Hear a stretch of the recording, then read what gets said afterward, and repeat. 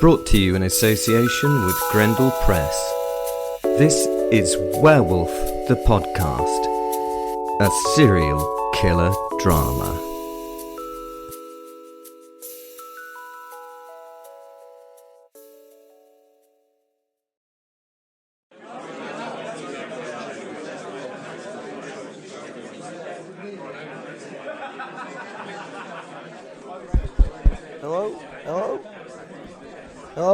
Hello, this is, sorry about that. This is Werewolf the Podcast, we're on episode 177, serial killer drama. There's loads of things down in the link below. God, it's noisy. There's loads of noise, there's loads of links down in the link in the description below. Go and click on those and go and join us on Facebook and X and Instagram and stuff. Please follow us. Miraculously, we're doing amazing as a podcast. So, be part of the team and come and follow us and do all that stuff. I can't handle this anymore. I really apologise. Let's just get on the show. Right the fuck out!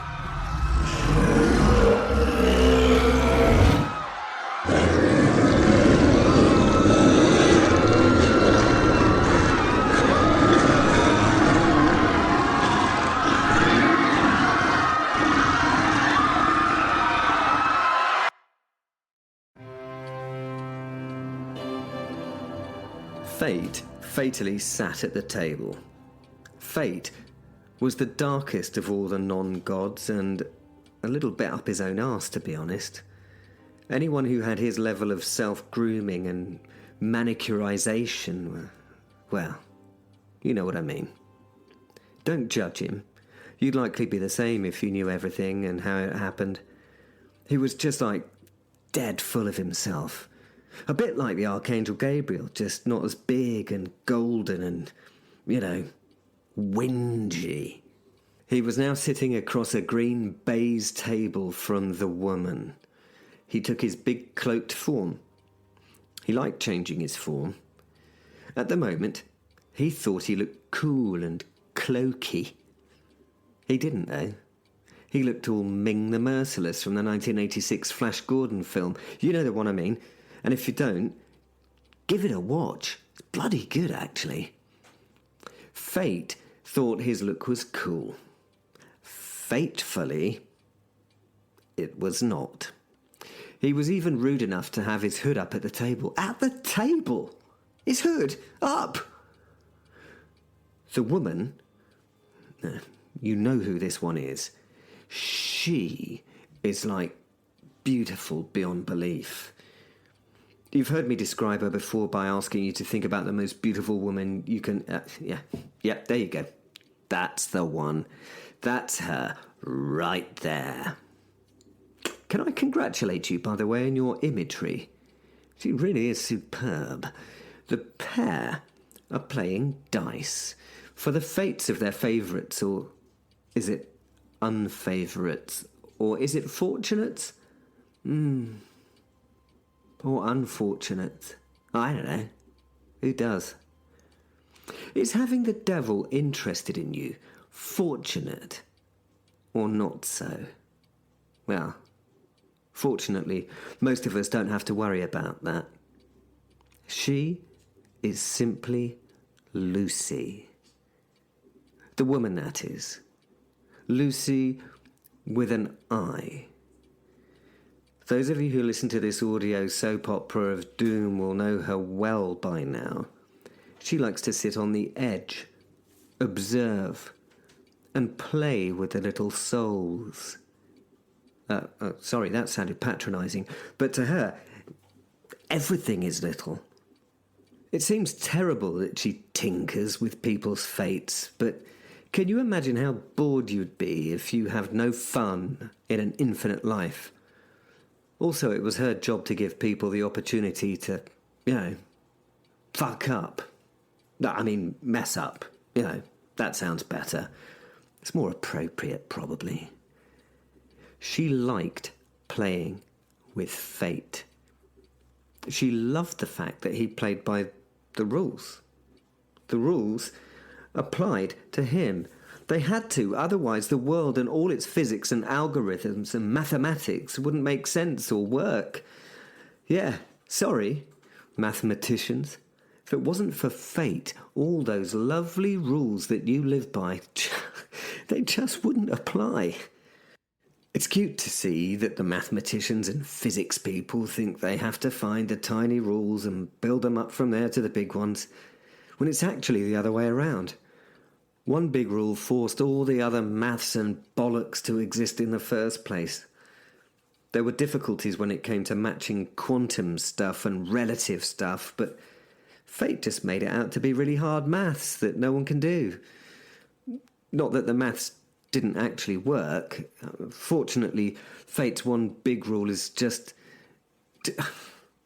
you can't break the big rule. Unfortunately, a lot of very serious and well-respected people would be out of work if we just accepted that. And can you imagine what minds like that would do if they didn't have to work with something as banal and stupid as, string theory? They might have to solve real problems like world peace or ending poverty or something that actually fucking mattered. Or more important than all of that, finding the secret to cooking steak perfectly. Ooh, with a little bit of pepper ground into it. Unfortunately, there's that word again, unfortunately. Fate believed that no one would want to cheat. Break the rules. I mean, why would they? It made all this just everything. He didn't realise that the rule, and therefore the rules, did not apply to her. She wasn't breaking them because, well, they weren't her rules, right? Rules are for people who have to follow them, or care about them, or anything, or just basically give a shit. He rolled a 6-sided die and, surprise, surprise, got a 6. He always rolled a 6. It was fated. He smiled, his fated smile. 6, he announced and pushed the ivory cube to her. Well, it looked like ivory. Let's say it was ivory. I suppose an expert could tell the difference between ivory and polished bones, so... Bah, let's just say it was ivory, shall we?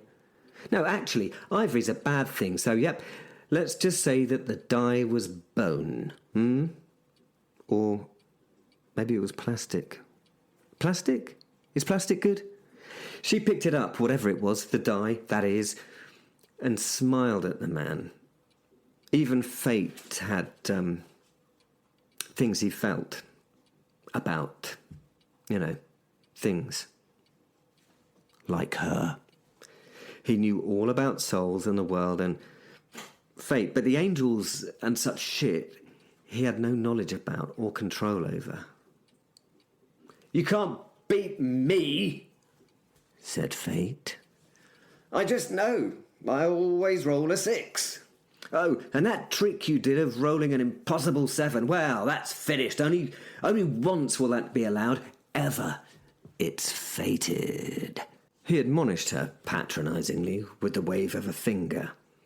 She gave him a frown as she brought the hand that held the die to her mouth and blew into it. She shook her hand as she blew. I think she must have watched some of those casino movies to know how to do this. It looks properly cool. She raised her other hand and took the die into both of them, shaking it around in the space she gave between them. Once satisfied, she closed her grip tight, stopping the die's movement, and winked at the confused fate. Loosening her grip, she shook her hands containing the single die and blew a kiss into them. A kiss so wonderful that it could even change fate. The die had no chance to follow the rules. It had to comply with her wish. Fate is the way, but we all have choices.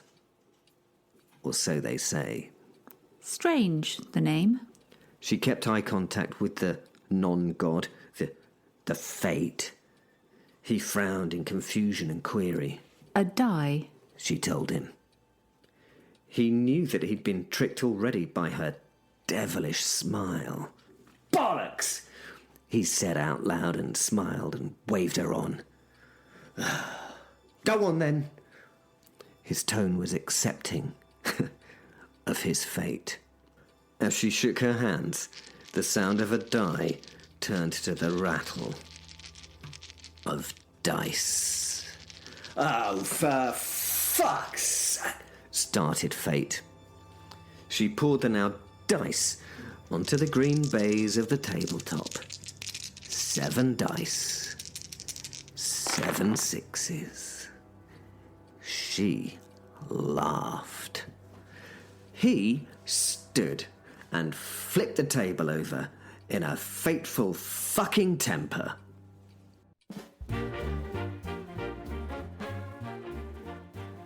The Professor.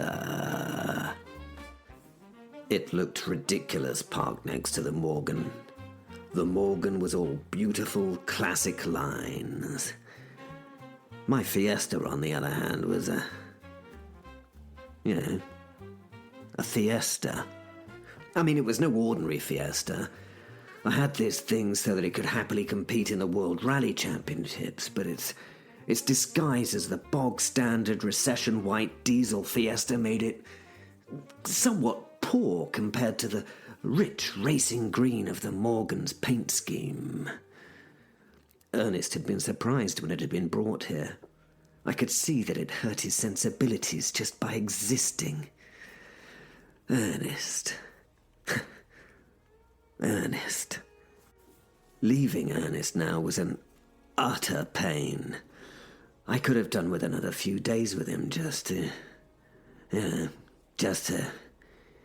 get all English gentlemen about this again. His invitation was to come back, but I had a strange feeling as I left. I felt this was not a moment of au revoir. This moment felt like a proper, old English goodbye. I climbed into the Super Fiesta through the roll cage and into the harnessed seat. In comparison to the Victorian garden and fuchsia smells of outside, the car smelled of modernity. I cannot describe the scent, but being several hundred years old, my memories of smell expand over many, many generations. Ernest! I laughed as I saw the Fortnum and Mason's hamper in the passenger seat. I still had a bit of the English gentleman here, thank goodness. I rolled out of the garage and up the gravel driveway, knowing too well that the moment the back wheels left that drive, reality would bite. Was Ernest's home like the Shire to Gandalf? Well, a bit presumptive there, but it was. Here we go then. I dump the clutch, and I smile through gritted teeth. Aberdeen, here I come. Tally ho!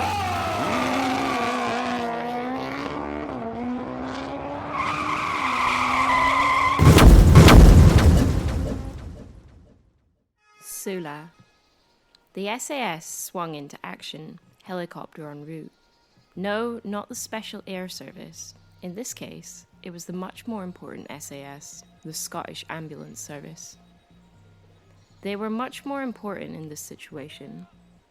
If there is a significant injury or illness in the north of Scotland, you can be picked up by the helicopter and taken to a hospital in Aberdeen or Perth. It sounds incredible, but a few hours on a helicopter on death's door, not the making of a Make-A-Wish Foundation request, is it? The car, driven by Will and with the passenger Ben, had been travelling at high speed when it collided with a white Rogers Transport HGV, which was hauling a load of pallets brought from the islands. The impact had been at about 9:47 a.m. and had caused major damage to the car, the truck, and both vehicles' occupants. That's what tends to happen in high-speed crashes, though. Don Mason, the stereotypical lorry driver, was more likely to die from a heart attack or lung cancer than a vehicular crash.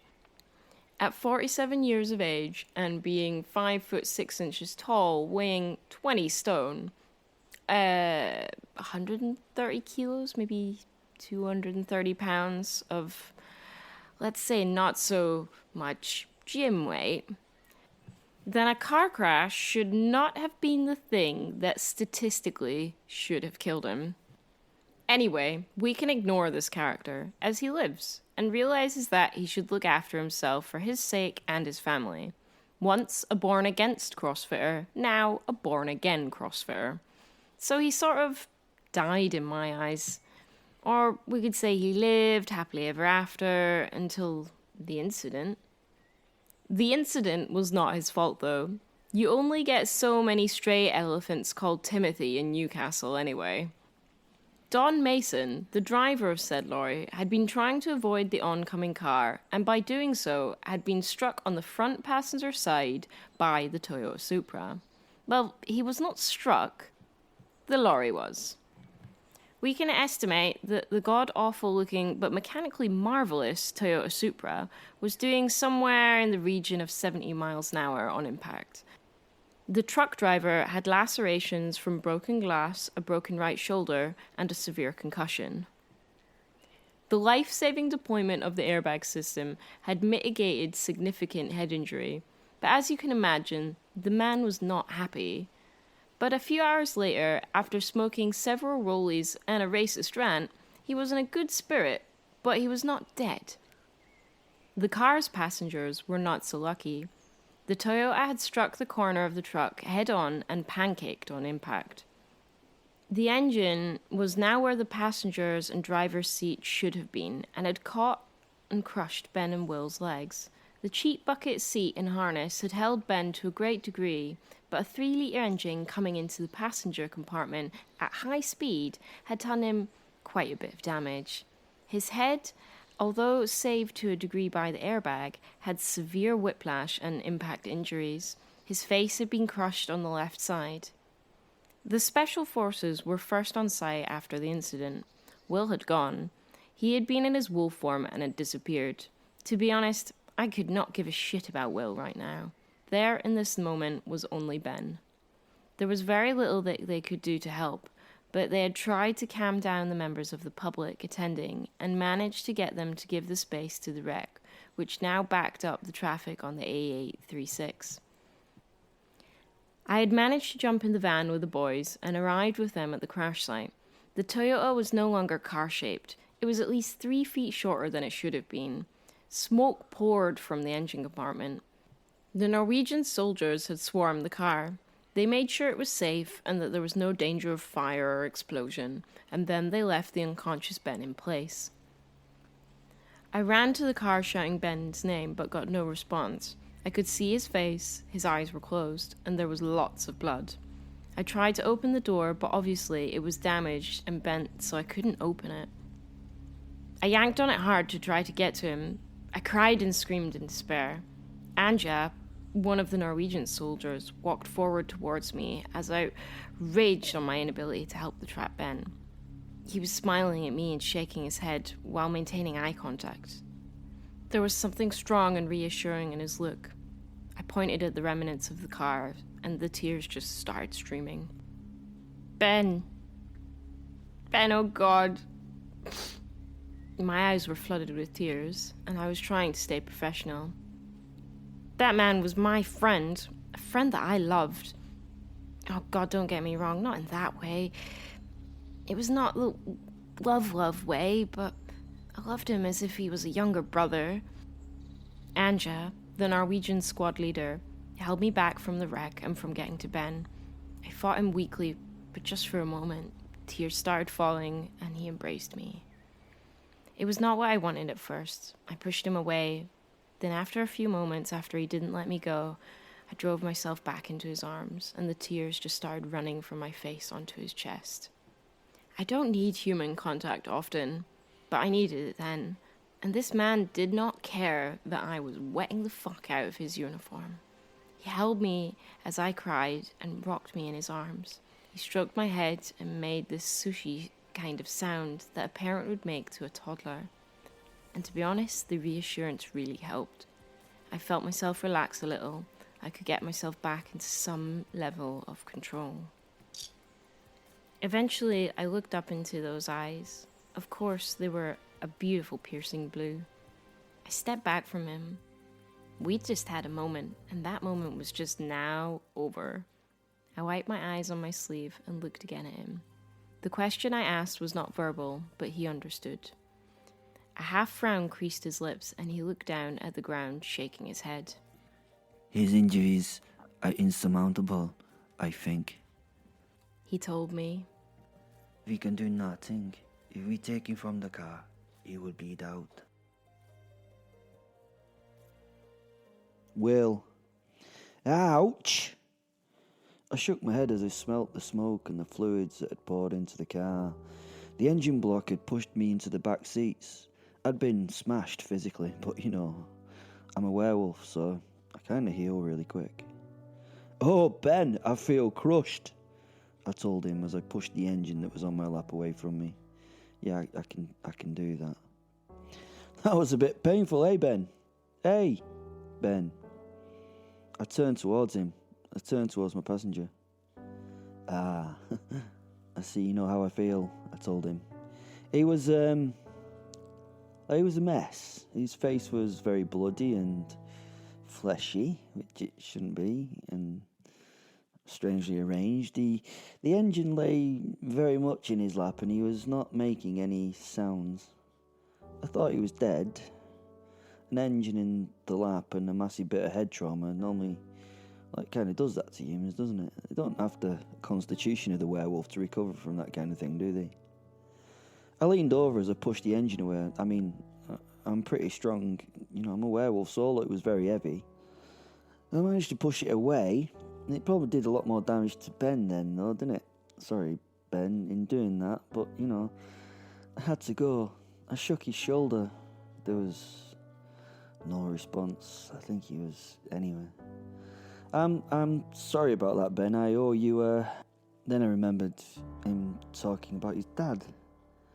His dad... Why do I give a fuck? But his dad would really miss him. It would be awful being a dad and losing... I was a biological father. I wasn't a dad, and I felt I needed a fucking drink. And then I just stopped. I looked at the young man bleeding out. It gave me none of that usual joy in this moment, just sorrow. I closed his eyes for him and started kicking my way out of the door, roaring in my anguish. I was in the field, and I was running. I was in my wolf form, in joy, so much joy. I covered through the fields, no one would see, a black shadow in the day. I came to the primary school. It was playtime. The children were outside. Maybe it was time to play. I wonder how many fathers would be crying this evening at the loss of a child. Look at that! There's those little piggies. Of course, pigs living by the woods have to be careful. Ooh, you know, their silly song always makes me laugh. But they should be looking out for the big bad wolf, for the big bad, for the big bad, for the big bad, for the big bad wolf.